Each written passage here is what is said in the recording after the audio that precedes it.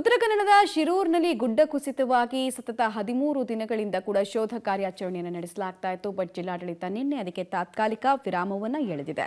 ನಾಪತ್ತೆಯಾಗಿದ್ದ 3 ಜನರ ಶೋಧ ಕಾರ್ಯದಲ್ಲಿ ಗಂಗಾವಳಿ ನದಿ ನೀರಿನಲ್ಲಿ ಮಣ್ಣು ಕಲ್ಲುಗಳು ಪದೇ ಪದೇ ಅಡ್ಡಿ ಬರ್ತಾ ಇದ್ದು ದೊಡ್ಡ ಅಡಚಣೆಯನ್ನು ಉಂಟು ಮಾಡಿದೆ. ಬಹಳಷ್ಟು ಆಳದಲ್ಲಿ ಕಾಣೆಯಾದಂತಹ ಟ್ರಕ್ ಜೊತೆ ವ್ಯಕ್ತಿಗಳು ಸಿಲುಕಿರುವ ಸಾಧ್ಯತೆ ಇದೆ. ಈ ಹಿನ್ನೆಲೆಯಲ್ಲಿ ಕಾರ್ಯಾಚರಣೆಯನ್ನು ತಾತ್ಕಾಲಿಕವಾಗಿ ಸ್ಥಗಿತಗೊಳಿಸಲಾಗಿದೆ. ಒಂದೊಮ್ಮೆ ನದಿ ನೀರಿನ ವೇಗ ತಗ್ಗಿದ್ರೆ ಕಡಿಮೆ ಆದರೆ ನಂತರ ಮತ್ತೊಮ್ಮೆ ಆಪರೇಷನ್ ರೀಸ್ಟಾರ್ಟ್ ಮಾಡೋದಕ್ಕೆ ಸಿದ್ಧತೆ ಆಗಿದೆ. ಇನ್ನೊಂದು ಕಡೆಗೆ ಕೇರಳದಿಂದ ಅತಿ ದೊಡ್ಡ ಪ್ರೆಷರ್ ಅರ್ಜುನ್ ಹುಡುಕಾಟಕ್ಕಾಗಿ ಮುಂದುವರೆದಿದೆ. ಸಿಎಂ ಸಿದ್ದರಾಮಯ್ಯ ಅವರಿಗೂ ಕೂಡ ಪತ್ರವನ್ನು ಬರೆದಿದ್ದಾರೆ. ಆದರೆ ಸಾಕಷ್ಟು ನಿರೀಕ್ಷೆಯನ್ನ ದೆಹಲಿ ತಜ್ಞರ ತಂಡ ಕೂಡ ಇರಿಸಿಕೊಂಡಿತ್ತು ಈ ಶೋಧ ಕಾರ್ಯದಲ್ಲಿ ಯಶಸ್ಸು ಸಿಗುತ್ತೆ ಅಂತ. ಬಟ್ ಸಿಕ್ಕಿಲ್ಲ. ತಾತ್ಕಾಲಿಕ ವಿರಾಮವನ್ನು ಹೇರಲಾಗಿದೆ. ಒಂದೊಮ್ಮೆ ಮಳೆ ಕಡಿಮೆಯಾಗಿ ನದಿಯಲ್ಲಿ ವೇಗ ಕಡಿಮೆ ಆದರೆ ಮತ್ತೊಮ್ಮೆ ರೀಸ್ಟಾರ್ಟ್ ಆಗುವಂತಹ ಹೋಪ್ ಇದೆ. 13 ದಿನದಿಂದ ನಿರಂತರವಾಗಿ ಮಾಡಲಾಗ್ತಾ ಇತ್ತು. ಅದರಲ್ಲಿಯೂ ಗಂಗಾವಳಿ ನದಿಯ ಭಾಗದಲ್ಲಿ 3 ಶವಕ್ಕಾಗಿ ಶೋಧ ಕಾರ್ಯ ನಡೀತಾ ಇತ್ತು. ಅದರಲ್ಲಿ ಮಲ್ಪೆ ಈಶ್ವರ್ ನೇತೃತ್ವದ ಒಂದು ತಂಡ ಸ್ಕೂಬಾ ಡೈವ್ ಮಾಡುವ ಮೂಲಕ ಈ ಭಾಗದಲ್ಲಿ 2 ದಿನದಿಂದ ಕಾರ್ಯಾಚರಣೆ ಮಾಡ್ತಾಯಿದ್ರು. ಆದರೆ ಆ ಕಾರ್ಯಾಚರಣೆಯೂ ಕೂಡ ವಿಫಲವಾಗಿರುವಂಥದ್ದು ನೀವು ನೋಡ್ಬೋದು. ಈ ಭಾಗದಲ್ಲೇ ಈಗಾಗಲೇ ಒಂದು 8 ಬೋಟ್ಗಳು ಈಗ ಆ ಕಾರ್ಯಾಚರಣೆಗೆ ಹೋಗಿದ್ವು. ಅವೆಲ್ಲವೂ ಕೂಡ ಮರಳಿ ಬಂದಿರುವಂಥದ್ದು. ಇನ್ನು ಸ್ಕೂಬಾ ಡೈವ್ ಮಾಡಿದಾಗ ಆ ಭಾಗದಲ್ಲಿ ಹೆಚ್ಚಿನ ಕಲ್ಲುಗಳಿದ್ದಾವೆ, ಆಲದ ಮರವು ಸಿಕ್ಕಿರುವಂಥದ್ದು. ಆದರೆ ಒಳಭಾಗದಲ್ಲಿ ಹೋಗಲಿಕ್ಕೆ ಸಾಧ್ಯ ಆಗ್ತಾ ಇಲ್ಲ. ನೀರಿನ ಕರೆಂಟ್ ಬಹಳಷ್ಟು ಹೆಚ್ಚಿರೋದ್ರಿಂದಾಗಿ ಸಾಕಷ್ಟು ಸಮಸ್ಯೆ ಆಗ್ತಾಯಿತ್ತು. ನಿನ್ನೆ ಕೂಡ 3 ಕಡೆ ಪಾಯಿಂಟನ್ನು ಮಾಡಲಾಗಿತ್ತು. ಆ ಪಾಯಿಂಟಲ್ಲಿ ಹೋದಾಗಲೂ ಕೂಡ ಇದೇ ಒಂದು ಸಮಸ್ಯೆ ಎದುರಾಗಿರುವಂಥದ್ದು. ಅಂಥದ್ರಲ್ಲಿ ನಿರಂತರವಾಗಿ ಸ್ಕೂಬಾ ಡೈವ್ ಮಾಡಿದ್ದಾರೆ. ಸುಮಾರು 14 ಬಾರಿ ಸ್ಕೂಬಾ ಡೈವ್ಗಳನ್ನು ಮಾಡಿದ ಮೂಲಕವೂ ಕೂಡ ಅಲ್ಲಿಯ ಅರ್ಜುನ್ ಅವರು ಇರ್ಬೋದು, ಲೋಕೇಶ್ ಅವರು ಇರ್ಬೋದು, ಜಗನ್ನಾಥ್ ಅವರು ಇರ್ಬೋದು, ಅವರ ಶವಶೋಧಕ್ಕೆ ವಿಘ್ನ ಎದುರಾಗಿರುವಂಥದ್ದು. ಹೀಗಾಗಿ ಈಗ ನಿಲ್ಲಿಸಲಾಗಿರುವಂಥದ್ದು ನೀವು ನೋಡ್ಬೋದು. ಆ ಭಾಗದಲ್ಲಿ ಗಂಗಾವಳಿಯ ನದಿ ನೀರು ಹರಿತಾ ಇರುವಂಥದ್ದು. ಮಧ್ಯದಲ್ಲಿ ಏನು ಗುಡ್ಡ ಇದೆ, ಆ ಗುಡ್ಡ ಭೂಕುಸಿತದಿಂದ ಆಗಿ ಕ್ರಿಯೇಟ್ ಆಗಿರುವಂಥದ್ದು. ಅದೇ ಭಾಗದಲ್ಲಿ ಈಗ ಟ್ರಕ್ ಇರಬಹುದು ಮತ್ತು 3 ಜನ ಶವವೂ ಕೂಡ ಇರ್ಬೋದು ಅಂತ ಈಗ ಶಂಕಿಸಿರುವಂಥದ್ದು. ಆದರೆ ಅಲ್ಲಿ ಒಳಭಾಗದಲ್ಲಿ ಶವವನ್ನಾಗಲಿ ಅಥವಾ ಟ್ರಕ್ಗಳನ್ನಾಗಲಿ ತೆಗಿಲಿಕ್ಕೆ ಯಾವುದೂ ಸಾಕಾಗ್ತಾ ಇಲ್ಲ. ಯಾಕಂದರೆ ಒಂದು ಕಡೆ ಮಡ್ಡು ಬರ್ತಾ ಇದೆ, ಇನ್ನೊಂದು ಕಡೆ ದೊಡ್ಡ ದೊಡ್ಡ ಕಲ್ಲುಗಳಿದ್ದಾವೆ.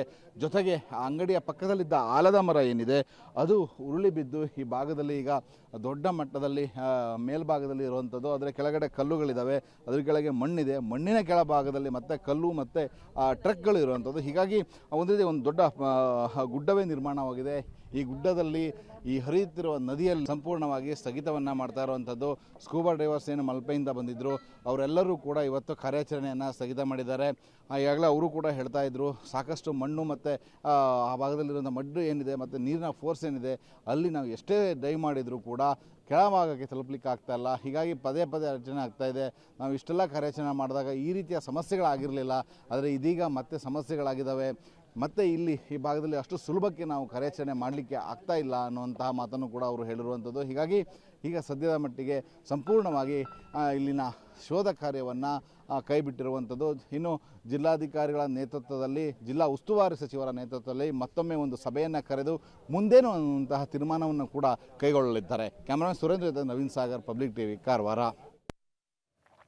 ಮಹಾರಾಷ್ಟ್ರದ ಪಶ್ಚಿಮ ಘಟ್ಟಗಳಲ್ಲಿ ನಿರಂತರವಾಗಿ ಸುರಿತಾ ಇರುವಂತಹ ಮಳೆಯ ಪರಿಣಾಮ ಕೃಷ್ಣಾ ಜಲಾನಯನ ಪ್ರದೇಶಗಳು ಜಲಾವೃತವಾಗುವಂತಹ ಆತಂಕವನ್ನು ಸೃಷ್ಟಿ ಮಾಡಿದೆ. ಅದರ ಮುಂದುವರೆದ ಭಾಗವಾಗಿ ಕೃಷ್ಣೆ ಹಾಗೂ ಅದರ ಉಪನದಿಗಳಾದ ಘಟಪ್ರಭಾ ಕೂಡ ಉಕ್ಕಿ ಹರಿತಾ ಇದೆ. ಘಟಪ್ರಭಾ ನದಿಗೆ 62,000ಕ್ಕೂ ಅಧಿಕ ಕ್ಯೂಸೆಕ್ ನೀರು ಹರಿದು ಬರ್ತಾ ಇರೋದ್ರಿಂದ ಬಾಗಲಕೋಟೆ ಜಿಲ್ಲೆಯ ಮುಧೋಳ ತಾಲೂಕಿನ ಮಿರ್ಜಿ ಗ್ರಾಮದ ಸೇತುವೆ ಕೂಡ ಜಲಾವೃತವಾಗಿದೆ. ಮಿರ್ಜಿಯಿಂದ ರಂಜನಗಿ, ಚೆನಾಳ್, ರೂಗಿ ಮೂಲಕ ಮಹಾಲಿಂಗಪುರ ಪಟ್ಟಣಕ್ಕೆ ಸಂಪರ್ಕ ಕಲ್ಪಿಸುವ ಸೇತುವೆ ಇದಾಗಿತ್ತು. ಸಂಪೂರ್ಣ ರಸ್ತೆ ಸಂಚಾರ ಬಂದ್ ಆಗಿದೆ. ಇನ್ನು ಪ್ರತಿ ವರ್ಷ ಕೂಡ ಇಲ್ಲಿ ಘಟಪ್ರಭೆ ಉಕ್ಕಿ ಹರಿದಾಗಲೆಲ್ಲ ಈ ಮಿರ್ಜಿ, ಚೆನ್ನಾಳ್ ಗ್ರಾಮಗಳು ಜಲಾವೃತದ ಭೀತಿಯನ್ನ ಎದುರಿಸ್ತವೆ.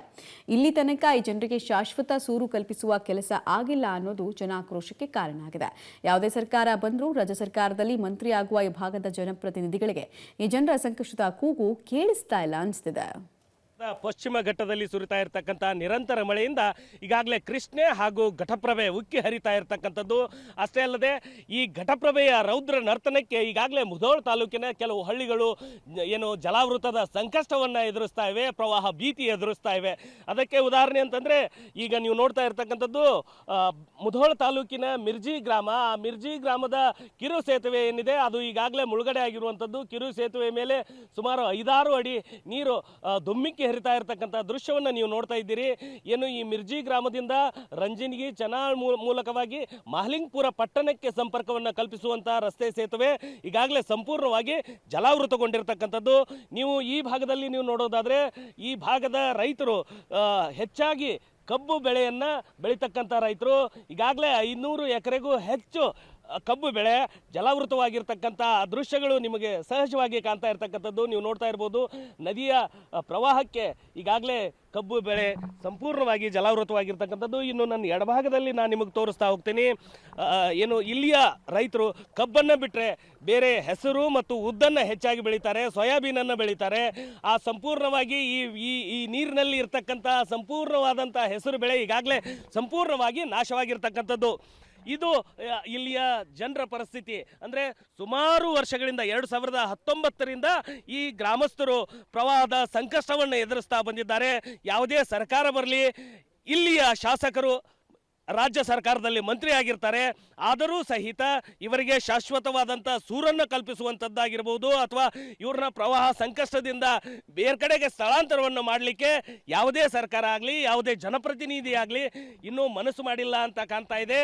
ಈಗ ನೀವು ನೋಡ್ತಾ ಇರ್ಬೋದು, ಪ್ರತಿ ವರ್ಷವೂ ನದಿ ಬಂದಾಗ ಇಂತಹ ಪ್ರವಾಹದ ಸಂಕಷ್ಟವನ್ನು ಈಗ ಎದುರಿಸ್ತಾ ಇರ್ತಕ್ಕಂಥದ್ದು. ಈಗಾಗಲೇ ಏನು ಘಟಪ್ರಭೆ ನದಿ ಊರು ಅಂಚಿಗೆ ಬಂದು ನಿಂತಿರ್ತಕ್ಕಂಥದ್ದು. ಹೀಗಾಗಿ ಇಲ್ಲಿನ 6 ಕುಟುಂಬಗಳನ್ನು ಈಗಾಗಲೇ ಬೇರೆಡೆಗೆ ಸ್ಥಳಾಂತರವನ್ನು ಮಾಡಿರ್ತಕ್ಕಂಥದ್ದು. ಅಂದರೆ ಕಾಳಜಿ ಕೇಂದ್ರಕ್ಕೆ ಸ್ಥಳಾಂತರವನ್ನು ಮಾಡಿ 32 ಜನರಿಗೆ ಆರೈಕೆಯನ್ನು ಮಾಡ್ತಾ ಇರ್ತಕ್ಕಂಥದ್ದು. ಇದೆಲ್ಲದರ ಬಗ್ಗೆ ಸ್ವತಃ ಮಾತಾಡಲಿಕ್ಕೆ ಇಲ್ಲೊಬ್ಬ ರೈತ ಮುಖಂಡರಿದ್ದಾರೆ, ಅವರನ್ನು ಮಾತಾಡಿಸ್ತಾ ಹೋಗ್ತೀನಿ. ಸರ್, ಪ್ರತಿ ವರ್ಷನೂ ಇಂತಹದ್ದೇ ಸಮಸ್ಯೆ ಎದುರಿಸ್ತಿದ್ದೀರಿ, ಎಷ್ಟು ವರ್ಷದಿಂದ ಏನಾಗ್ತಾ ಇದೆ? 2019ರಿಂದ ಈ ನಮೂನಿ ನಮಗೆ ಸಂಕಟ ರೀ ಸರ್. ಏನ್ರಿ ಬರೀ ನಮ್ಮ ಸೌರ ಸಾಧನ ಇಲ್ಲ ಅಂದ್ರೂ 600ರಿಂದ 700 ಎಕರೆ ಜಮೀನು ನಮ್ಮ ನಾಶ ಆಕಾವ್ರಿ. ಏನ್ರಿ ಮತ್ತು ಪ್ರತಿ ಹೊಳಿಗೆ ಇದು ಈ ನಮೂನಿ ನಮ್ಮದು ಪರಿಸ್ಥಿತಿ ರೀ. ಯಾವ ಸರ್ಕಾರ ಬಂದ್ರೂ ನಮಗೆ ಅನುಮತಿ ಇಲ್ರಿ, ಅನುಮತಿ ಒಟ್ಟ ಇಲ್ರಿ ನಮಗೆ. ಬೇರೆ ಕಡೆಗೆ ಸ್ಥಳಾಂತರ ಮಾಡ್ರಿ ಅಂತಂದ್ರು ಏನು ಅದಕ್ಕೂ ಏನೂ ಇಲ್ರಿ. ಯಾವ ಬೆಕ್ಕ ಸರ್ಕಾರ ಬರಲಿ, ಇವತ್ತು BJP ಸರ್ಕಾರ ಬರಲಿ, ಕಾಂಗ್ರೆಸ್ ಸರ್ಕಾರ ಬರಲಿ, ಯಾವುದೋ ಬರಲಿ, ನಮಗಂತೂ ಸ್ಥಳಾಂತರ ಮಾಡೋಕೆ ಅವಕಾಶ ಇಲ್ರಿ. ಒಟ್ಟು ಎಂಥ ಪರಿಸ್ಥಿತಿ ಒಳಗೆ ವಾಸ ಮಾಡಕತ್ತೀರಿ ನೀವು? ಹ್ಞೂ ರೀ. ನಾವೀಗ ನಡು ಹೊಳ್ಯಾಗಿದ್ದಾಗ ರೀ ಸರ್, ನಮಗೆ ನಡು ಹೊಳೆ ಜೀವ ಕೈ ಹಿಡ್ಕೊಂಡಿದ್ದಂಗೆ ರೀ. ದನ ಕರ ಹೊಯ್ನ ಇಟ್ಟು ಮಕ್ಕಳ ಕಟ್ಕೊಂಡು ನಡು ಹೊಳ್ಯಾಗಿದ್ದಂಗೆ ರೀ ಸರ್. ನಾವು ಒಟ್ಟು ಈ ರೀತಿ ನಮ್ಮ ಪರಿಸ್ಥಿತಿ ಐತ್ರಿ. ಇದಿಷ್ಟು ಇಲ್ಲಿನ ರೈತರು ಹೇಳುವಂಥದ್ದು. ಇನ್ನು ಈ ಭಾಗದಲ್ಲಿ ನೀವು ನೋಡ್ತಾ ಇರ್ಬೋದು, ಈ ಪ್ರವಾಹಕ್ಕೆ ಸಿಲುಕಿ ಈಗಾಗಲೇ ಒಂದು ವಿದ್ಯುತ್ ಕಂಬ ಮುಳುಗಡೆ ಆಗಿರ್ತಕ್ಕಂಥದ್ದು, ಅಂದರೆ ಬಿದ್ದು ಹೋಗಿರ್ತಕ್ಕಂಥದ್ದು. ಇಂತಹ ಪರಿಸ್ಥಿತಿಯಲ್ಲಿಯೇ ಇಲ್ಲಿನ ಜನರು ವಾಸವನ್ನು ಮಾಡ್ತಾ ಇರ್ತಕ್ಕಂಥದ್ದು.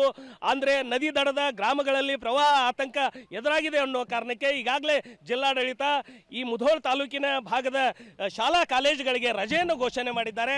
ಹೀಗಾಗಿ ಒಟ್ಟಿನಲ್ಲಿ ಘಟಪ್ರಭಾ ನದಿ ಉಕ್ಕಿ ಹರಿತಾ ಇದ್ದಂತೆ ನದಿ ದಡದ ಗ್ರಾಮಗಳಲ್ಲಿ ಪ್ರವಾಹದ ಸಂಕಷ್ಟ ಎದುರಾಗಿರುವಂಥದ್ದು. ಕ್ಯಾಮ್ರಾಮನ್ ಆನಂದ್ ಜೊತೆ ರವಿ ಹಳ್ಳೂರು, ಪಬ್ಲಿಕ್ ಟಿವಿ, ಬಾಗಲಕೋಟೆ.